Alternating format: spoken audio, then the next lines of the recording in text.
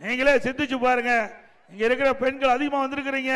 100 நாள் வேலை திட்டம் 150 நாளாக அந்த வேலை நாட்கள் உயர்த்தப்படும். நாங்க உயர்த்தலாங்களா? 100 நாள் வேலை திட்டத்தில் பணிபுரிகின்ற தொழிலாளிகளுக்கு சம்பளம் உயர்த்தலாங்களாமா? சம்பளம் உயர்த்தாட்டையும் பரவாயில்ல, ஏற்கனவே பணி செய்த அந்த நாட்களுக்கு முழுமையான சம்பளம் வழங்க முடியாத அவல நிலை இன்றைய தினம் தொடர்கிறது.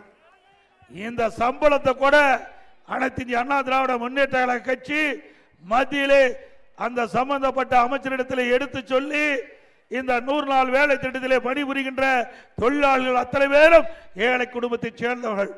அவர்களுக்கு இந்த சம்பளம் முழுமையாக வழங்கப்படவில்லை.